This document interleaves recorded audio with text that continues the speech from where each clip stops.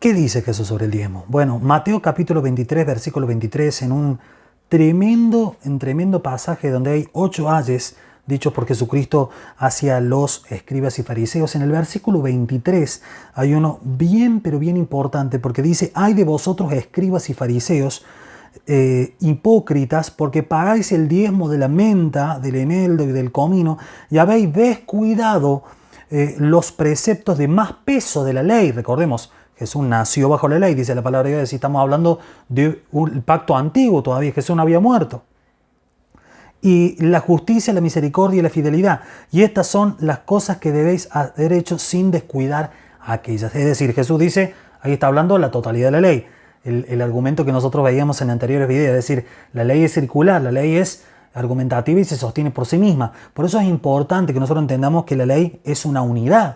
¿Por qué? Porque Jesús está argumentando eso. Es decir, hay mandamientos más importantes, claro, la fidelidad, la misericordia, la justicia, pero también están los otros. Dice que es necesario que vos los practiques siempre bajo el pacto de la ley, ¿sí? Siempre aquellos que están bajo el pacto de la ley. Esto habla de la unidad, cómo Jesús veía la unidad de la ley. Por eso es importante que nosotros entendamos el diezmo como argumento, como demanda, claro que sí, pero como un precepto no tan importante incluso dentro de la ley. Es decir, Jesús hablaba más de que la justicia, la misericordia y la fidelidad eran preceptos de mayor peso en la ley mosaica que los anteriores, pero que se diezmaba.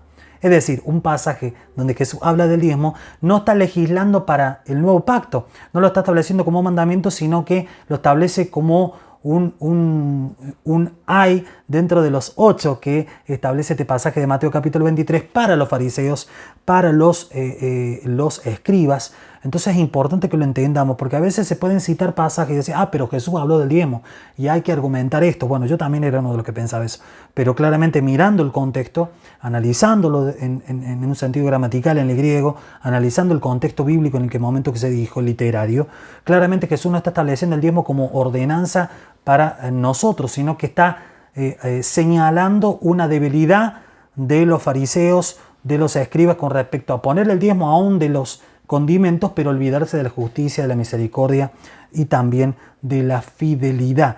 Mandamientos mayores o preceptos mayores a estos dentro de lo que era la ley mosaica. Importante para que lo tengamos en cuenta, porque estamos repasando todo este tema de la doctrina del diezmo. En este caso, ¿qué decía Jesús con respecto al diezmo? Claramente lo legisló para la etapa donde Él vino, Él nació, vivió y murió bajo la ley.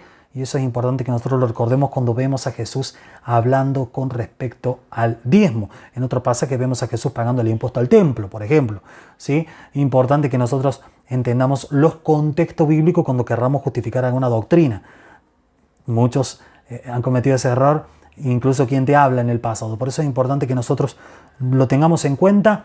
Jesús, cuando habla de diezmo en el Nuevo Testamento, en los evangelios, claramente lo está legislando, lo está hablando desde la perspectiva de la ley mosaica, nunca estableciéndolo como formato de vida o como demanda o como mandamiento a los cristianos que íbamos a vivir bajo la gracia.